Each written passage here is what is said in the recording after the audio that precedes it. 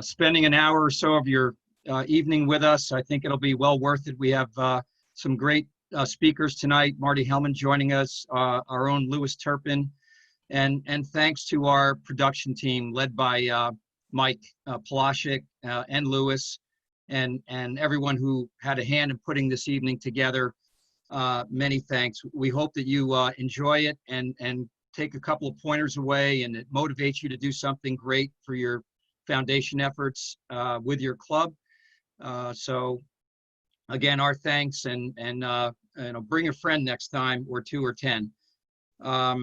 Without further ado, I want to hand it over to Elena Mosley, our AG Region 1 East representative. The great Elena, where are you? I'm here. All right, let her rip. All right, well, we're going to start with our pledge. I pledge allegiance to the flag of the United States of America and to the republic for which it stands, one nation, under God, indivisible, with liberty and justice for all.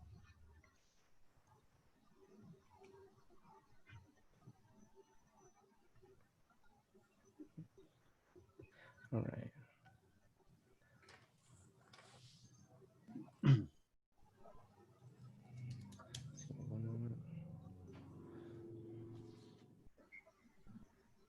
That was great, Elena. Thank you so much. Thank you.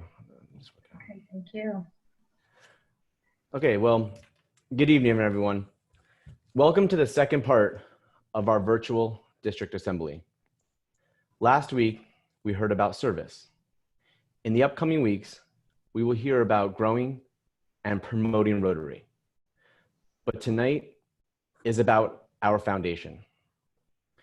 My friends, we have heard so many stories of how Rotary does good across the globe. This is all made possible through the support of our foundation. I want you to know that now, more than ever, the Rotary Foundation is here for you, your club, and your community. Tonight you will hear from Marty Helman, who will share with us the Rotary Foundation as it was before, and going forward, what the future may hold. Later, Louis Turpin will share immediate opportunities for your club to begin doing good today. We will then split up into breakout rooms so that you can share your ideas and your stories with your fellow Rotarians. I would like to briefly share with you the district's priorities. Please note that these goals were written prior to the pandemic, but they have not changed, and I will tell you why. The district grants are the easiest way to put our foundation to work during these unprecedented times. Our communities have all been impacted significantly, and our communities need us now more than ever. Every one of our clubs should apply for a grant that can benefit your neighbors in their time of need. Use foundation money to start doing good today. Many of us as individuals have also been impacted significantly and may not be able to support this foundation right now, and that's okay. We completely understand. For those who have the means to support, we ask you to do so. But no matter what, your communities thank you for everything that you, as a Rotarian, do for them. I cannot be prouder to be involved in an organization that cares more about people than anything else in this world. From the first time that I saw a smile on a child's face after receiving their very own dictionary, to my first convention, where I connected with Rotarians all over the world and truly saw the power of what Rotary and its foundation can do. Rotary has created opportunities to do good over and over again.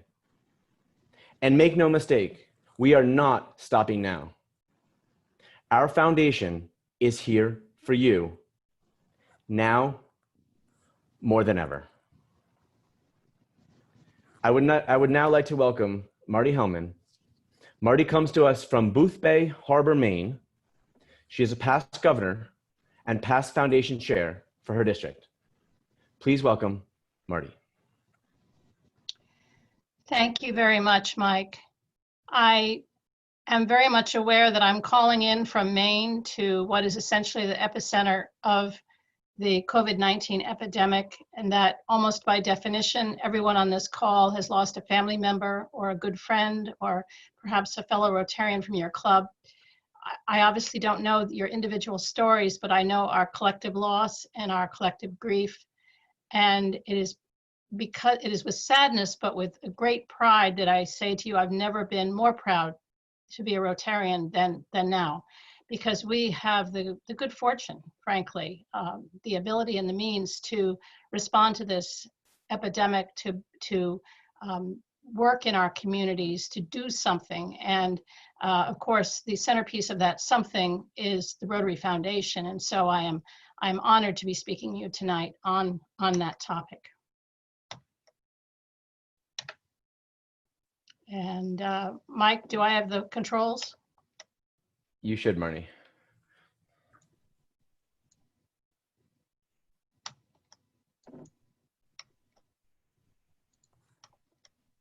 Here we go.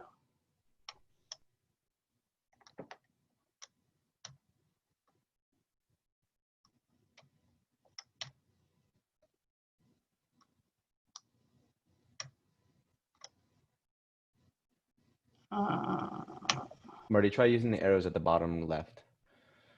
Yeah, that's what I'm doing. Oh, I'm sorry. You're saying use these. Got it. Thank you. Okay. Thank you, Mike. I think, as discussed, the presentation will be posted on the site box, and go ahead and ask questions in the chat box. Louis and I will be double timing here, so he should be able to take care of some of them during the presentation. In any event, we'll be visiting you in the breakout rooms post-presentation. What we're going to cover tonight is the three basic areas of the Rotary Foundation, how the funding works, and you and your club's expectations. But first, the question is, of course, why is the Rotary Foundation different from any other nonprofit you have been involved with? And there are a couple of reasons. One is our incredible 10 years of top ranking on the organization that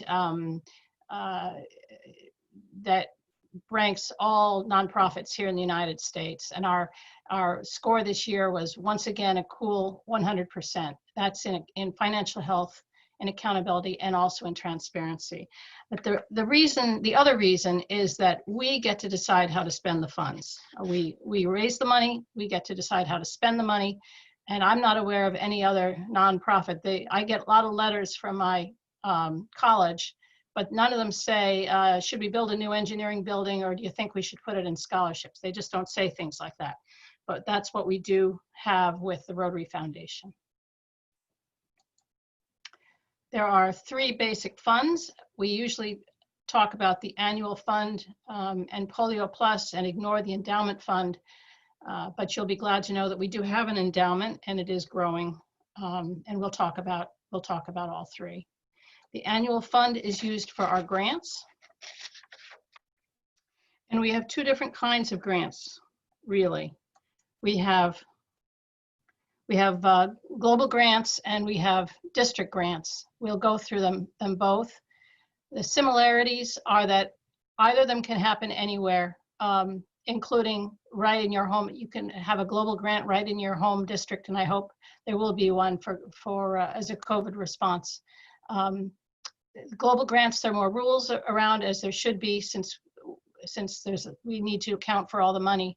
We'll talk about sustainability and community need, because sometimes those are stumbling points, and also the areas of focus. The big difference, of course, is size, and also the fact that the global grants are really a mutual partnering between two clubs in two different countries, US in our case, and somewhere else. But let's start first with the district grants. The applications in your district are due coming up in a couple of weeks, June 5th. The incredible news is the application is just one page. Don't take that for granted. That's not the case in very many districts. Your district leaders have really worked on that to keep it as short and simple as it is. And of course, they're for reasonably simple projects, ones to be repeated next year. The exciting news this year, again, your district leadership has been at work, and new this year, each club can put in for 2 different projects as long as at least one is COVID related. So you can have 2 that are COVID related, or 1 that is COVID related and 1 that is not, which is pretty exciting.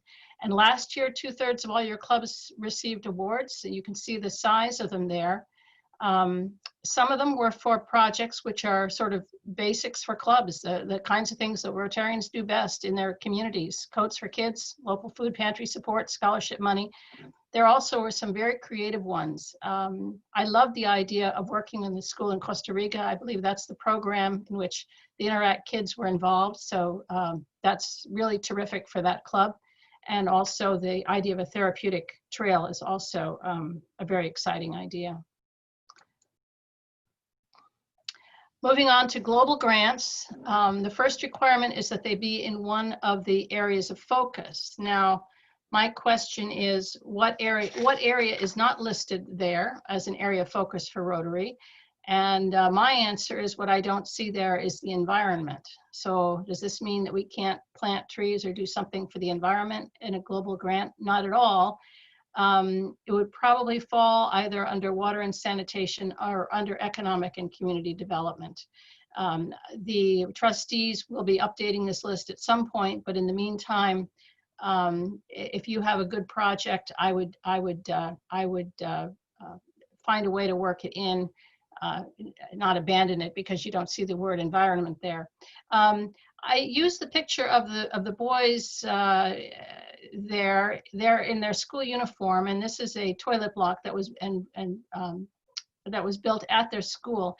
And I put that picture in for a reason, because you know, oh gosh, let's do a toilet block at a school. Well, let's see, that's water and sanitation, that's basic education and literacy, maybe it's even disease prevention and treatment. And while a toilet block at a school could fill all of those categories, I highly, highly recommend that rather than see how many of these areas of focus your global grant will fit in, that you select one, because each of these areas has 5 or 6 or 7 requirements behind it. So if you select, let's say, 3 areas of focus for it to go in, then you just trebled the amount of work you have to do. So free piece of advice, read the instructions, figure out which one it fits with best, and go with that one. Don't try to do work that you don't need to do.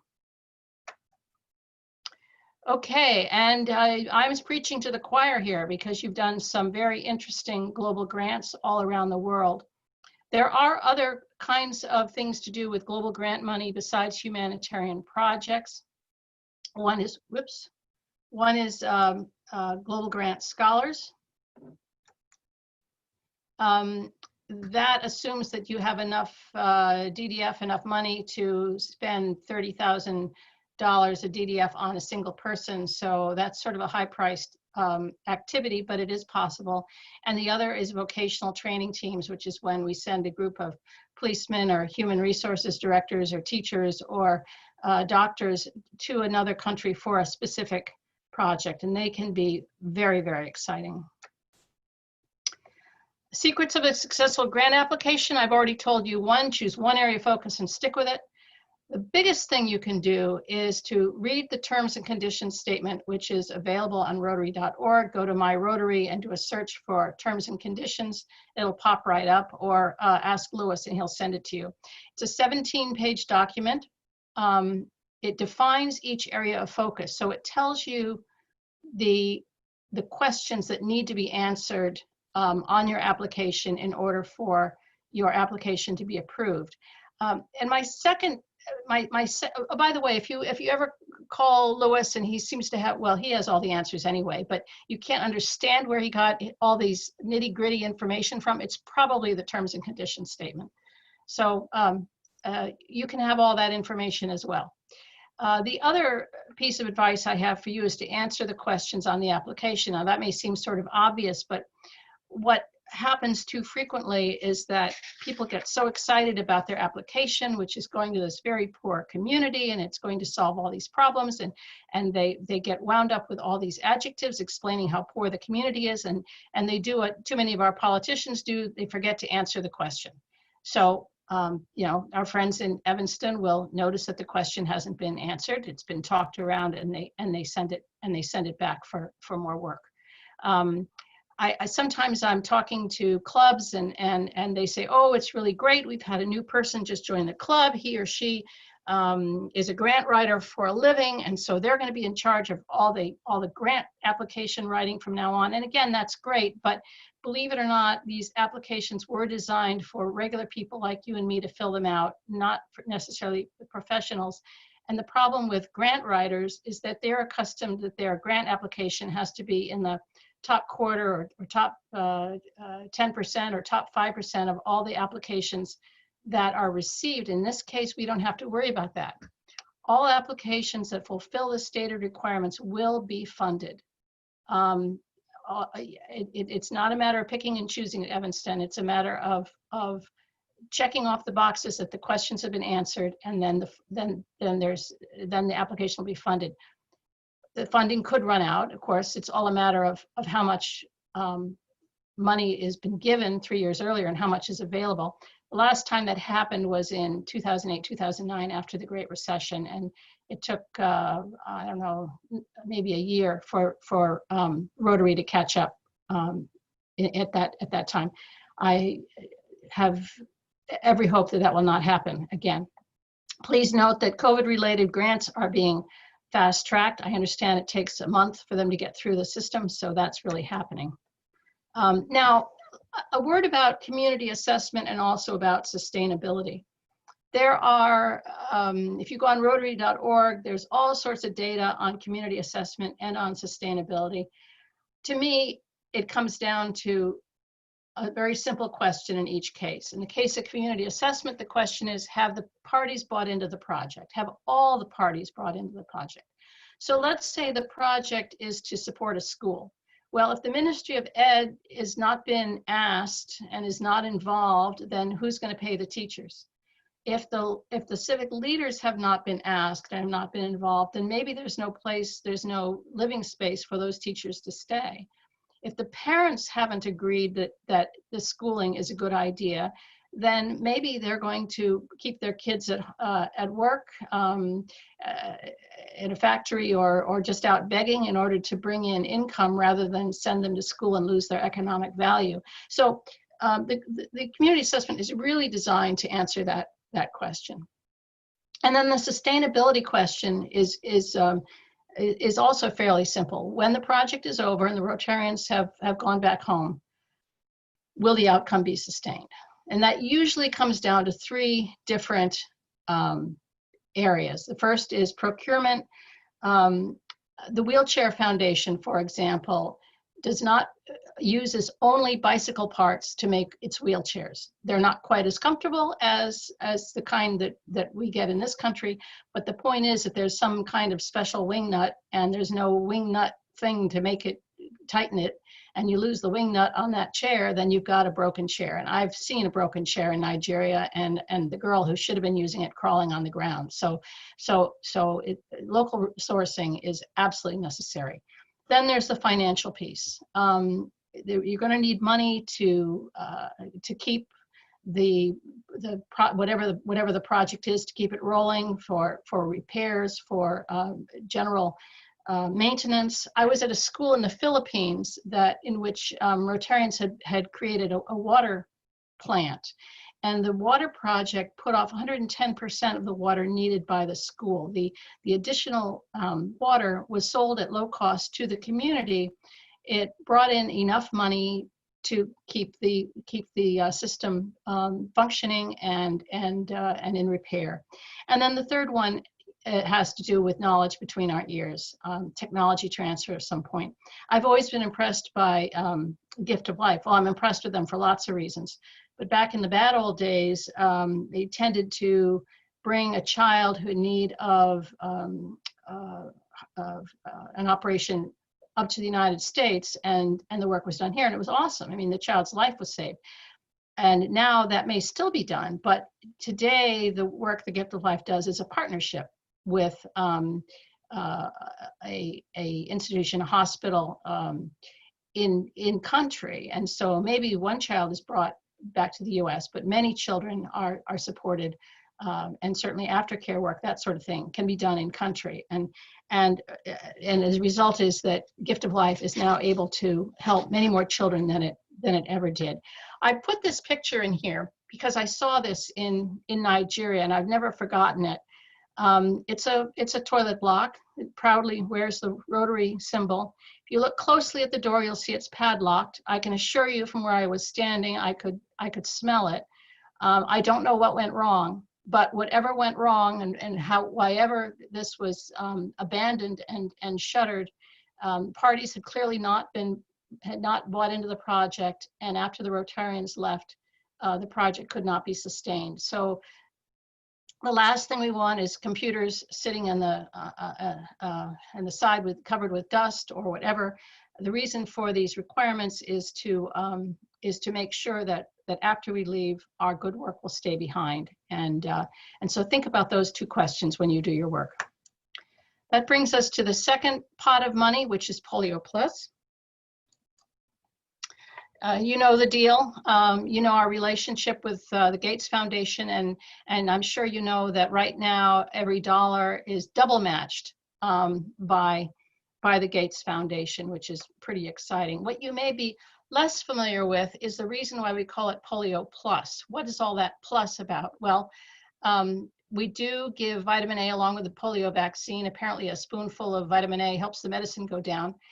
More impressive than that is that when the polio eradication projects got started, first thing they needed to do was create what they called a cold chain to keep the vaccine at a cold temperature. What that really meant was a series of generators and refrigerators, and those are now available for other vaccines. So for example, you can use the refrigerator to hold tetanus, and that means that women won't die of lockjaw when they're giving birth.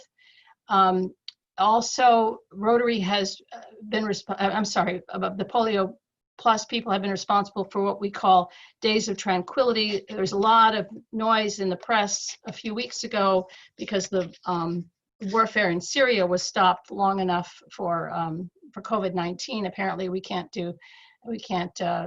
kill people with a. I'm being silly here, but the point is that has happened time and time again with in the Polio Plus effort. The first time was in 1985 in El Salvador, when the rebels and the government got together and stopped their war long enough for the immunizers to come through, and it's happened time and time again. Moreover, the infrastructure involved in Polio Plus was absolutely critical to keeping Ebola contained, and that same infrastructure is currently involved in COVID-19 containment. Sorry about the typo there. So that's why the plus. What we're doing is a lot more than eradicating polio. We really are working on other diseases and also on an infrastructure that has been very, very helpful.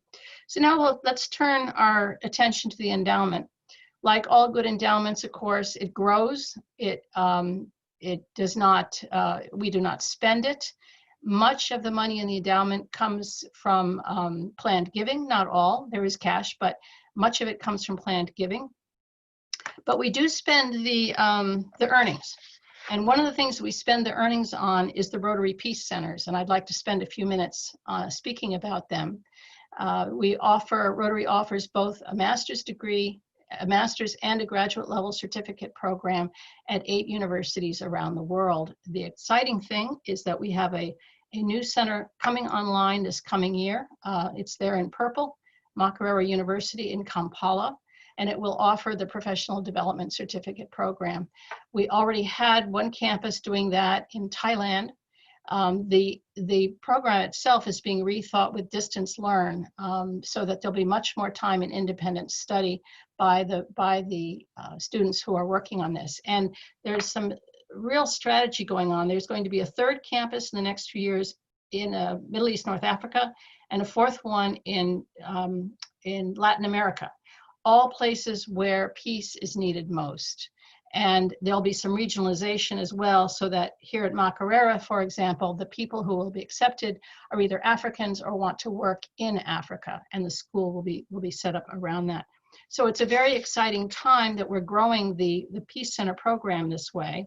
There are currently around 1,300 Peace Center alumni. A third of them are in NGOs, and the rest are scattered about, as you can see.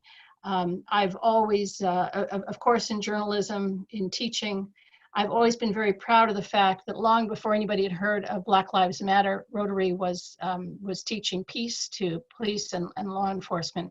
And I think at the World Bank, I think the place has got nothing but peace fellows there.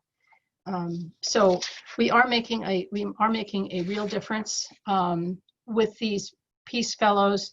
They're in the hotspots around the world, I personally think that when the history of the 21st century is written in terms of Rotary, that we'll be as known as well or more for our peace work as we are for Polio Plus. So those are the total contributions in the last full fiscal year. The Polio Plus number includes the Bill Gates donation, and the Rotary Peace Centers is what it costs to run that program every year. Million here, a million there, and pretty soon you're talking real money. That's the cumulative financial data for the foundation from its inception was, of course, much earlier, but this is when the program started growing. So what's all this, what are your club's expectations and responsibilities? Well, again, let's ask the question, how much of your dues goes to support the Rotary Foundation? And the answer, of course, is a nugget, is zero. The Rotary Foundation is entirely dependent upon our voluntary gifts, not our dues. So your district has come up with goals. Mike already discussed them. Financially, it involves an average of $120 per member and 100% participation at the $25 a member level. We'll check that out in just a second. And also for the polio fund, at least $100 per club. I should tell you that's a very modest goal, the polio one. The Rotary Foundation asks for $1,500 per club. So let's see how your district is doing. This is a very scary slide, but it has a lot of good information on it. It gives you a chance to compare your giving the last 5 years. This is the current year up here and down to 15, 16. Now I'm going to ignore the current year because it's really the first 3 quarters. This data, of course, is all pre-COVID, understood. But I'm going to ignore the top line and go back to your last full year of giving, which was 2018-19 last year. At that time, you had almost 1,600 members. I'm going to ignore the goal because you've only got 2/3 of your clubs put their goal into my Rotary. So the goal numbers are also deflated.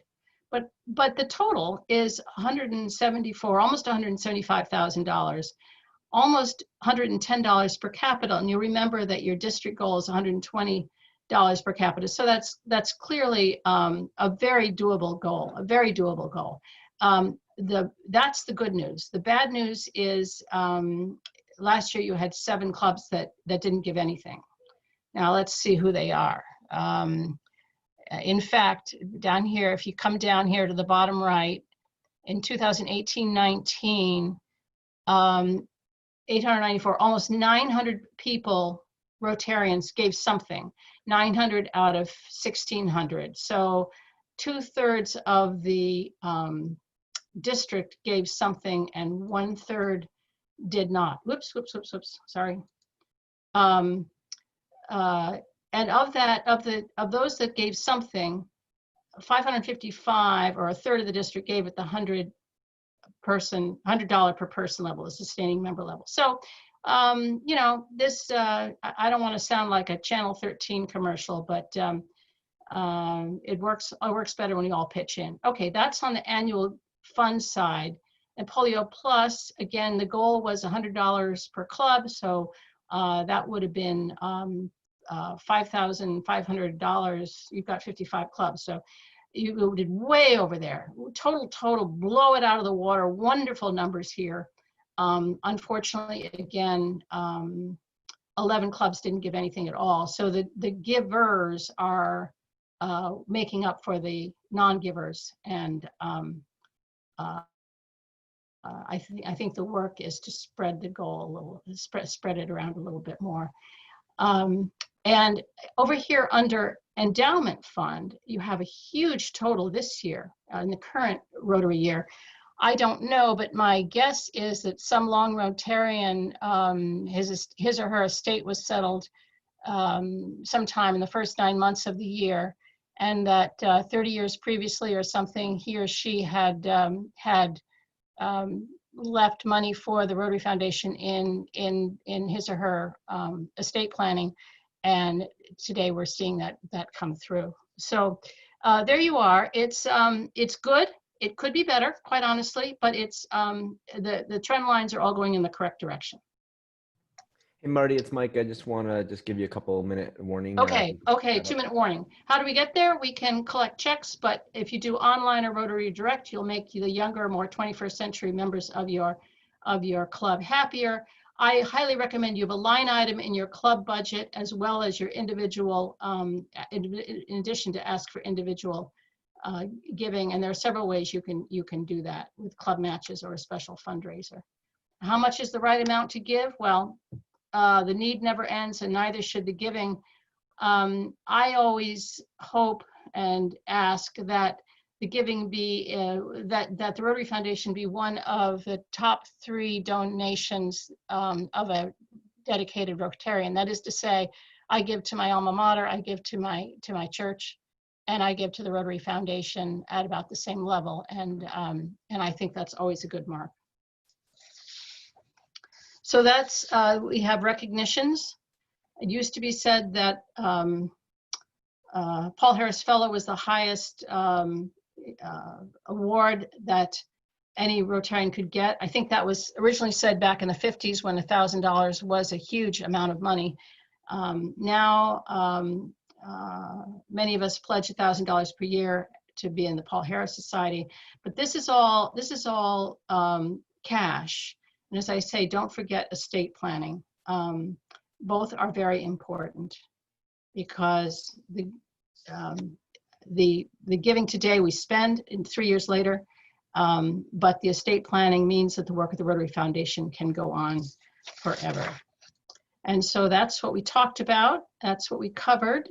My time has run out, and I look forward to speaking with you in the breakout sessions. Thank you so much, Mike. All right, Marty, thank you very much. So I am your district foundation chair, Louis Turpin, and you heard Marty throwing me under a bus repeatedly at the beginning, saying, if you have any questions, I'm the guy you can reach out to. But in fact, that is true. So it is my job to help you and your clubs understand everything that Marty just shared with you. Before I get into the details here, I just want to reiterate a couple of the points that first Mike said so eloquently, and so I'm not going to try to repeat them verbatim. But everyone in the New York metropolitan area understands that we are the epicenter of this global crisis, and we here at Rotary District 7210 know that each and every one of our members and our clubs have been significantly impacted in terms of in terms of lives and livelihoods. So what we want to do tonight is to reassure you that now more than ever, of course, our district and the Rotary Foundation are here for you, your clubs, and your community. So Marty just provided us a tremendous amount of information about the Rotary Foundation, and I hope every single one of you are exceedingly proud to be a Rotarian and of everything that we have done as Rotarians in the 100 and some years of our existence. But what matters is right now. And so we want to be sure that you know that we're here for you. And I'm going to offer you, go back to some of the stuff that Marty has just talked about, and highlight for you at least 3 different opportunities with regard to grants where you can immediately tap in to the financial resources of your Rotary Foundation, okay? And it's rather timely that I'm describing it as opportunities because, of course, the incoming Rotary year, our theme is Rotary opens opportunities. So the first of those opportunities is the district grants for 2019-20, okay, the current Rotary year. So here we are near the end of the Rotary year, and last year, our district awarded, or at the beginning of this year, our district awarded 36 district grants to clubs, totaling nearly $50,000. That's the infamous free money for your club's projects that we talk about so often. But right now, with only a month left to go in the year, only 15 of those 36 clubs have submitted their final report. That leaves 21 clubs and over $20,000 of money, foundation money that is available for this year as yet unspent. So I'm going to share with you whoops, it went too far. These are the clubs that have not yet submitted, pardon me, not yet submitted their district grant application final reports. So if you are one of these clubs, I have money for you, okay? So if you haven't submitted your district grant final report because you are unable to complete your project because of the COVID crisis, that's fine. Just simply repurpose your former project via a district grant final report, a revised district grant final report, to indicate that you used it for something related to the COVID crisis. The moment I get that final report and the paperwork and the documentation of the expenses with that, you'll get a check from us, okay? There are people who submitted grants, final reports yesterday.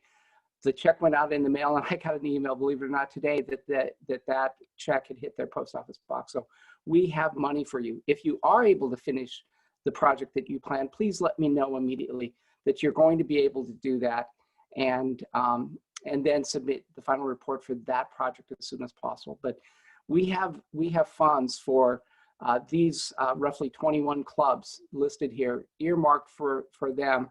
And if you guys don't use those funds will be rolled over into our being able to fund some other projects, but not your project. So we want to make sure those of you that got approvals last year for final reports are able to capitalize on those funds, all right? So the next opportunity that I want to talk about is the incoming year's district grant applications, the 2020-21 district grant applications. That's the next round of district grant giving. Each year we do have in the neighborhood of, this year we hope to have at least $44,000, and perhaps we might be approaching as much as nearly $70,000 in that pot of money. So we have, I would hope to receive district grant applications from all 55 of our clubs. Again, remarkably, we're only, well, actually the original deadline was, I believe, last week for these district grants. We've extended it to June 5th, but I've only received district grant applications for 2020-21 from 14 clubs, okay? Now, the good news is those 14 clubs have sufficient amount of projects in mind that if we receive no other grant applications, we will be using our funds. They won't go unused. But I'd like to see at least one grant application from every club in our district. And in fact, because of the COVID-19 crisis, the Rotary Foundation is allowing us to accept 2 grant applications this year. And any COVID-19 project can use expenses for that, for those grants back to March 15th. So if your club wasn't approved for a 2019-20 district grant, but has been doing COVID-19 work, you can get a district grant for that. If your club did get a 2019 district grant and have modified it to become a a COVID-19 project, you can still apply for a 2020-21 district grant. And then the reason that we've allowed 2 of them, then you can still apply for a district grant for that project that your club has been near and dear to your club's heart for a number of years. So we're providing you a great level of flexibility to do this. You can even apply for 2 COVID grants in 2021 if that's the right thing to do. But right now, I have, what did I just say? Somewhere near 40 clubs, 37 clubs from which I haven't received any district grant applications. Whoops, I think I went too far here. And so here are the clubs that I have received district grant applications from. Thank you very much. Some of them have even submitted 2, as I said before. If your club is not on this list, you should be. So come forward and get some of that free money that we're always talking about, okay? So the last thing that I want to bring to your attention, and Marty just described it very well, that the most significant way to tap into the abundant resources of our Rotary Foundation is through a global grant.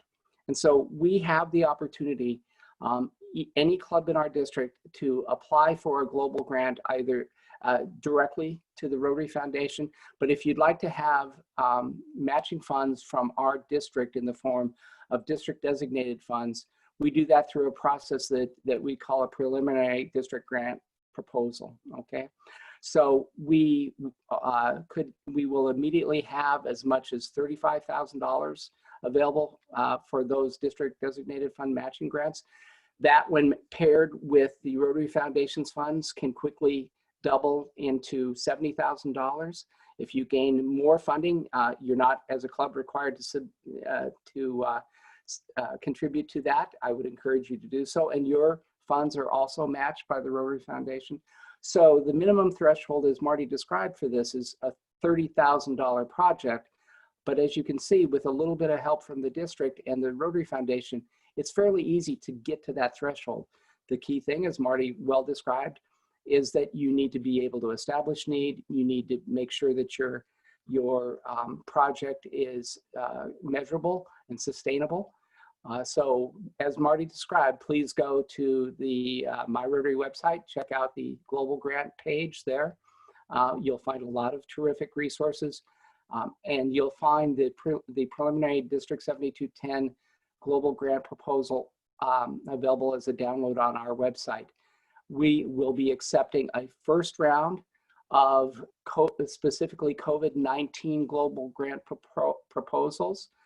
Say that 3 times fast. Anyway, as of no later than July 15th. So you guys have just about slightly less than 2 months to get up to speed, find your project, and put a proposal into us, and to try to secure some commitment for some of our district designated funds for that. All right. So those were the 3 applications, or the 3 opportunities that I described that we have for you. And I think that's tremendously important, because as again, both Mike and Marty have shared with you, we fully understand and appreciate that now more than ever, our clubs need our help. And that's what the Rotary Foundation is here for. I also want to reiterate what you have heard from both Mike and Marty, and that is that while we fully understand the situation in our district is not ideal, and that not everyone will have the opportunity to give at the same level as they might like to achieve those goals that we've talked about, and that's perfectly fine. We're here to help you. But some of us can help support the foundation, and everything that I've just talked about in terms of those grants, the funding for those programs comes from our giving. And so if your club or you as an individual are able to help support our Rotary Foundation, now is a great time, because our Rotary Foundation needs your support now more than ever as well. All right.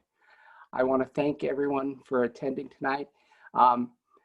Again, I just want to read it. I've been trying to keep an eye on the questions here. I see a couple of them. I'm going to let them roll into the breakout sessions. Marty and I will be moving through the breakout sessions that you're about to go into. So have your questions ready for us or for the moderator. Your assistant governors will be there. But we'll be there for a few minutes in everybody's session to take those questions. Now it's my great honor and pleasure to introduce to you a distinguished guest, our Rotary International Director, Jeffry Cadorette of the Rotary Club of Media, Pennsylvania. Take it away, Jeffrey. Thank you, everyone. Hi, folks. The fact that I'm speaking to you virtually and not in person underscores the challenging times that we have all been in over the past months. I wanted to take a few minutes and talk with you about the Rotary Foundation of Rotary International, our foundation, your foundation.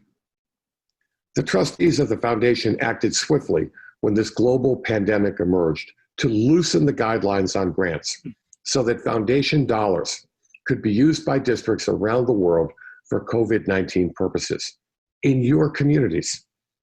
I've never been prouder to be a Rotarian. No one knows the impact of this pandemic more than you in District 7210. The New York area has been affected harder and longer than any other part of our country. Each of you, your families, your businesses, and your communities have been dealing with the high cost on human life and the significant economic impact this pandemic has brought to your doorstep. And even in the midst of this all, Rotary Foundation dollars are already being used in your communities for COVID-19 purposes. The Rotary Foundation is here for you. Even with all of the effects of this global pandemic, compared to many in your community and communities around the world, you are very advantaged and many are not. With all of the uncertainty regarding this virus and this pandemic, and there is plenty, and with all that we don't know right now, and that is a lot, there are indeed a couple of things that I know. I know that as an organization, we were built for this. This is our moment. You and your clubs have responded. I know that now, more than ever, your communities and the world need us. They need Rotary International. And with sensitivity to the impact this pandemic has had on you, with sensitivity to the economic uncertainty swirling around you, the Rotary Foundation depends upon your support now, more than ever. I get the economic uncertainty you may be dealing with. We understand the place that you're in. This is a global pandemic. All of us have been affected by this. So I want to thank you for all that you do on behalf of the Rotary International Board of Directors and the trustees of the Rotary Foundation. Know that it is appreciated. In this turbulent and unprecedented time, there are more children and families than ever standing at the edge of all of the light that they know, and they are peering out into the darkness. With a gift to the Rotary Foundation, you can shine a light into that darkness for them. We will come out of this. It will take each of us. It will take all of us. This is our moment. Like you, there is much I don't know about what lies ahead. Of one thing I am certain. The Rotary Foundation is only able to do good in your community and the world with your support. That ability, that capacity, that impact depends on you. And I'm sure of this, the Rotary Foundation, your foundation, my foundation, need your support now more than ever. Thank you for all that you do. Thank you for listening, and stay safe. That was a great message from Jeffrey. So what we're going to do now is we're going to divide everyone automatically into breakout rooms. Give me one moment.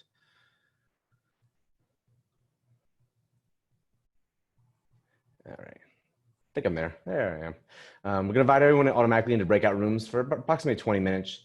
Each of the rooms is going to have a discussion leader who is one of our assistant governors. And the idea behind this is to ask questions and share ideas about the topic today, which is our foundation. Once we're done with the discussion rooms, we're going to all join together back in the main session, excuse me. And we're just going to have a recap by our discussion leaders, a quick recap, and a little farewell from Tony. So with the click of a button, let's get the room started.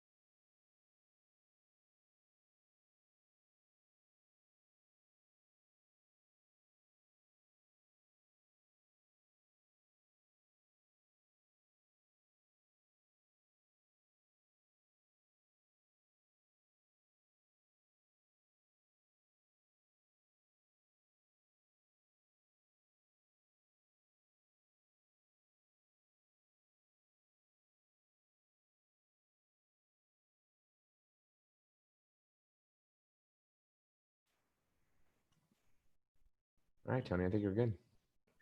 Okay, thanks, Mike. That was amazing and great. I was able to bounce over the rooms and the breakout rooms, and a lot of great discussion going on. And I would like to hear from the the reporters on the scene, the discussion leaders that were in the rooms, with some brief comments about what was discussed there, and then we'll wrap up the night. So we're going to start off with Matt Eiler. Matt, are you on?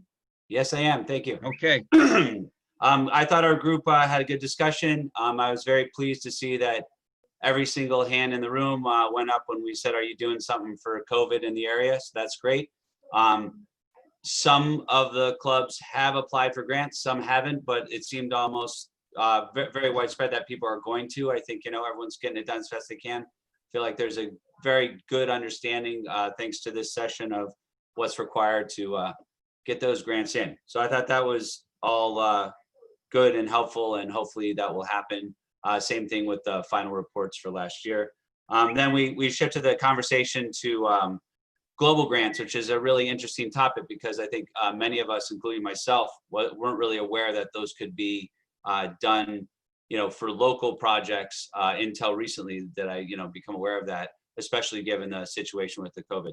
So Colleen Mumford of Kingston was talking about doing a district grant for a special ventilator type machine. It's not quite a ventilator, but it's similar. And the thought was maybe go bigger.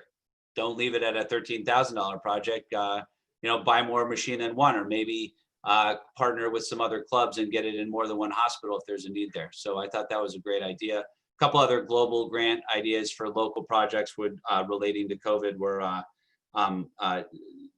trying to figure out how to get technology to people in need who are, students, children that are learning from home in this environment that don't necessarily have the right technology. They're just on a cell phone or whatever instead of a Chromebook or what have you. So those were the takeaways from our group. Thanks.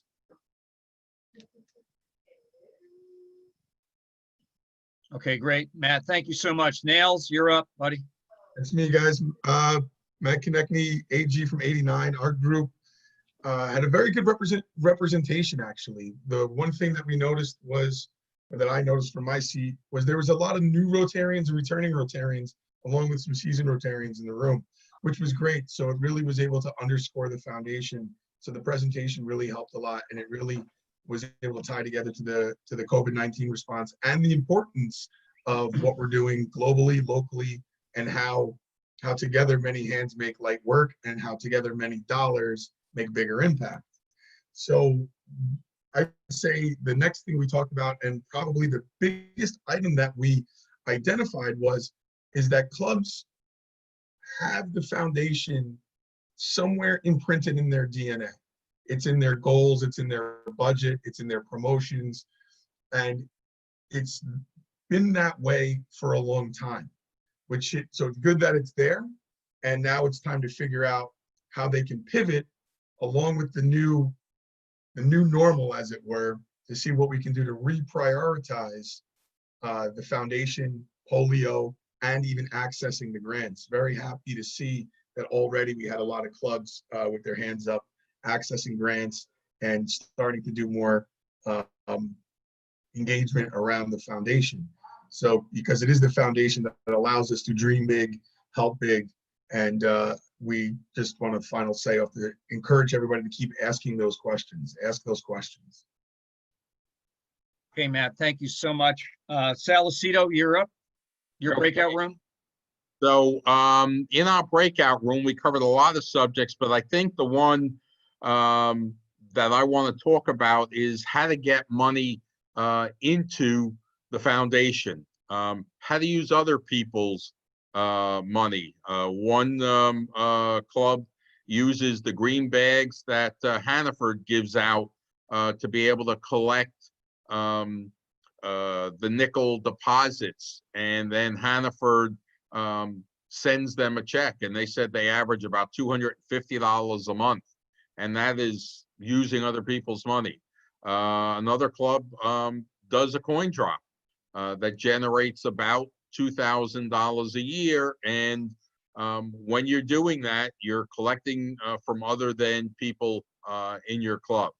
But the thing that seemed to be a common theme was using Rotary Direct and how easy it is and how painless it is, you know, whether it's $10 or $25 or $85 a month coming out to try and get to the Paul Harris Society level. So we talked really about how to be able to fund the foundation so that we have these district grants in the future. All right, Sal, thank you so much. Appreciate that. Cecile Plattner, your breakout room? Hi. Yeah, we had very good discussions. Quite a few clubs were applying to district grants to match money that they'd already spent during the first weeks of this crisis. But again, the creative ways that people motivate their club members to donate to the Rotary Foundation was interesting to me. For example, just telling people, oh, if you give $100 more, you'll be a Paul Harris Fellow. People might not realize over the years how close they've gotten to that. Another idea was similar to what which just said, if there's thousands of Rotarians in the world that aren't giving anything, if those people each gave $5 or $10, what a huge impact that would be. Another good idea was using your happy, sad, or brag dollars to match people's Rotary Foundation donations. I thought that was a very interesting idea. So that if you give 50, the club gives the other 50. One thing I want to point out that came up in my group, that Carrie and Leo are available to help people to navigate Rotary Club Central and find the reports on what the giving levels are of their club members. Great. Thanks, Cecile. Appreciate it. And last but not least, Peter Sullivan, only by alphabet. Go ahead. Yeah, thank you. Yeah, we had a great room, a great discussion. Things moved very well. The clubs that were in there are almost complete with their paperwork for the 1920 reimbursements and the applications for next year. I think they're more motivated after tonight to finish. We had some good discussion about the foundation, and yes, there's some hacks or tricks that are used to help members part with their money. One club has an envelope that goes around the room during lunches when they're together, where a person can give $5 a week to get their pledge made that way instead of writing out a check.